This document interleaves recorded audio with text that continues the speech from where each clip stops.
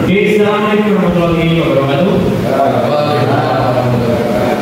Pertama saya mengucapkan terima kasih pada rekan-rekan Dewan Guru yang sudah hadir dalam presentasi di Kombel hari ini ya. Yang saya hormati teman-teman semua serta ibu kepala sekolah yang nanti mungkin hadir ya. Mohon perhatiannya untuk menyimak sedikit pemaparan saya tentang rancangan tindak lanjut atau rancangan pembelajaran berbasis proyek dengan komunitas belajar sekolah yang saya angkat yaitu adalah permainan tradisional, permainan negra. Latar belakang yang jadi bahan saya untuk mengambil materi ini yaitu karena permainan tradisional adalah warisan budaya yang telah diwariskan dari generasi ke generasi. Permainan ini biasanya menggunakan alat-alat sederhana yang mudah ditemukan di sekitar, seperti batu, kayu, atau tanah. Selain sebagai hiburan, permainan tradisional juga mengandung nilai-nilai pendidikan, sosial, dan budaya yang sangat penting bagi perkembangan serta karakter peserta didik.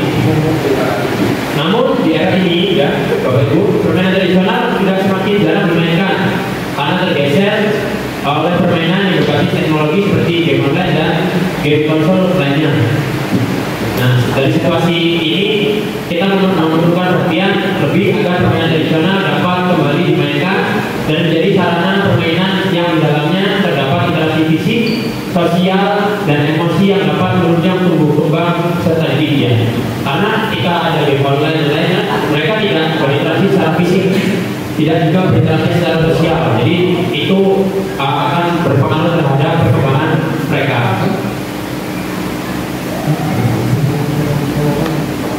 Nah, selanjutnya tujuan program permainan tradisional dengan metode belajar bagi proyek. Yang pertama, melestarikan budaya lokal. Yang kedua, mengembangkan dan meningkatkan kreativitas serta didik. Yang ketiga, mengoptimalkan kesehatan fisik. Yang keempat, mendorong pembelajaran kolaboratif berbasis proyek. Yang kelima, membangun karakter positif dan nilai-nilai sosial. Yang terakhir, menciptakan lingkungan belajar yang menyenangkan. Capaian, langkah-langkah dan hasil yang diharapkan untuk setiap tujuan. Yang pertama, capaian. Yang A, pemahaman dan pelestarian budaya lokal. Yang B, meningkatkan kemampuan sosial dan budaya. Yang C, membentuk karakter positif. Yang D, meningkatkan antusias belajar. Yang selanjutnya adalah langkah-langkah pelaksanaan. Yang pertama, perencanaan program. Yang B, pengenalan permainan tradisional. Yang C, pembelajaran berbasis proyek. Yang D, praktik bermain permainan tradisional. Yang B, referensi dan evaluasi. Yang F, pelaporan dan dokumentasi. Yang ketiga adalah hasil yang diharapkan dari rancangan tindak lanjut ini adalah meningkatkan kesadaran peserta didik akan budaya lokal. Yang selanjutnya menciptakan hubungan sosial yang lebih baik antara peserta didik. Yang ketiga, menciptakan kesehatan fisik, sosial, dan emosional. Yang selanjutnya mengembangkan karakter dan nilai positif. Yang selanjutnya meningkatkan motivasi belajar dan kreativitas. Dan yang terakhir, terbentuknya komunitas belajar yang kuat. Indikator pencapaian yang diharapkan ya. Yang pertama, peserta didik memiliki pengetahuan mendalam mengenai jenis permainan tradisional negra, asal usulnya dari mana, serta nilai-nilai budaya yang terkandung di dalamnya itu apa saja. Yang kedua, peserta didik mampu berkomunikasi secara efektif, bekerja sama dalam tim, dan menunjukkan keterampilan sosial yang baik. Yang ketiga, terjalinnya hubungan yang harmonis antara peserta didik, guru, dan komunitas belajar sekolah dalam rangka melestarikan budaya lokal dan mendukung proses pembelajaran. Yang keempat, peserta didik lebih termotivasi dan antusias dalam mengikuti proses pembelajaran yang dikemas dalam permainan tradisional. Yang terakhir, peserta didik lebih aktif bergerak dan mengalami peningkatan kesehatan fisik berkat keterlibatan dalam permainan yang memerlukan aktivitas ini. Selanjutnya ada struktur program dan mitra dalam komunikasi belajar. Target peserta yaitu kelas 8A sampai kelas 8H. Target jumlah pesertanya ada 256 siswa. Usia siswa kurang lebih antara 13 sampai 14 tahun. Tempat pelaksanaan lapangan atau halaman depan sekolah.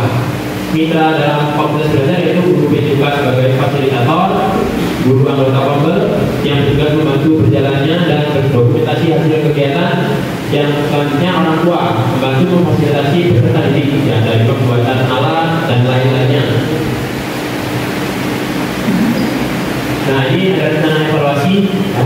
Yang pertama dari awal program untuk menilai pengetahuan dasar peserta didik tentang permainan tradisional dan persiapan fisik mereka.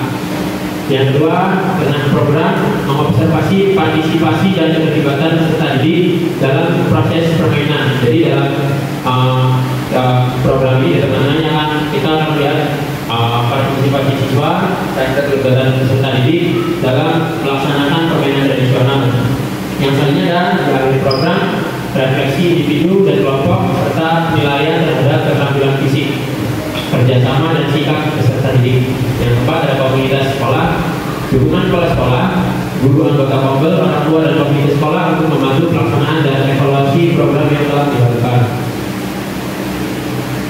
Nah, ini kemungkinan ada tantangan dan berikut solusi yang mungkin saya ambil ketika pembelajaran ini dilaksanakan. Tantangan pertama adalah mungkin kesulitan yang dialami peserta didik dalam menguasai keterampilan permainan egrang. Jadi mungkin peserta didik akan kesulitan menguasai permainan egrang karena mereka lebih terbiasa dengan mungkin olahraga jari yang mainnya game pakai jari. Kalau ini kan mereka harus melibatkan kegiatan fisik.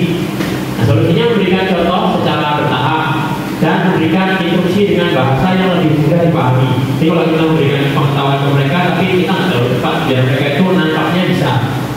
Tantangan kedua, akan ada peserta didik yang kurang tertarik dan mungkin merasa tidak mampu memainkan egrang. Pasti sebagian besar baru pertama nggak bisa ya. Jadi nanti solusinya memberikan motivasi kepada peserta didik dan menyampaikan contoh serta praktik percobaannya dengan metode bermain agar menarik minat peserta didik.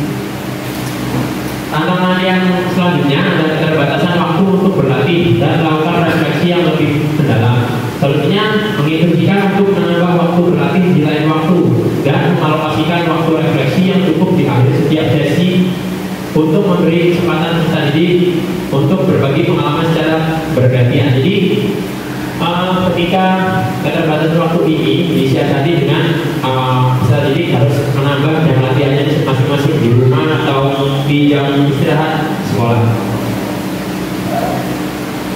Nah, ini ada saya penutup dan rencana tidak lanjut. Penutupnya belajar berbasis proyek dengan materi permainan tradisional diharapkan dapat meningkatkan keterampilan fisik, kerjasama serta pemahaman tentang budaya pada peserta didik kelas 8. Pembelajaran besar pada peserta didik memberikan kesempatan kepada mereka untuk aktif dan mengembangkan kreativitas. Rencana tindak lanjut, dokumentasi kegiatan dan refleksi untuk perbaikan di masa mendatang. Catatan, rencana ini bertujuan untuk menciptakan pembelajaran yang menyenangkan dan mendalam melalui permainan tradisional serta mengembangkan keterampilan sosial motorik peserta didik. Diharapkan melalui proyek ini, peserta didik dapat mengenal dan melestarikan permainan tradisional serta budaya sambil belajar tentang pentingnya kerjasama dan sportivitas. Jadi sebelum saya mengambil program tindak lanjut ini, saya juga sudah mencoba menerapkan kepada pembelajaran saya secara belum menyeluruh, cuma sudah pernah mempraktekkan dan hasilnya saya pernah dokumentasikan sedikit. Contohnya seperti ini. Mereka juga aktif dan sebenarnya mereka oke kok, mainan tradisional itu oke. Tinggal kita gimana mengemasnya. Mereka lebih aktif, lebih bahagia menerima pembelajaran itu. Ya. Dan ini juga mungkin ada beberapa siswa yang beberapa kali latihan langsung bisa. Jadi itu mungkin presentasi dari saya. Mohon bantuan Bapak Ibu untuk melanjutkan proses tindak lanjut ini di pembelajaran yang mungkin nanti akan saya laksanakan di setiap pembelajaran di kelas tersebut. Nah, setelah ini saya minta tolong Bapak Ibu untuk mengisikan refleksi, mungkin nanti lembar refleksinya akan saya bagikan. Selanjutnya, apakah ada yang ditanyakan dari presentasi yang saya bawakan? Silakan. Oke, tidak dirasa cukup. Terima kasih atas perhatiannya. Mohon maaf jika ada kesalahan, saya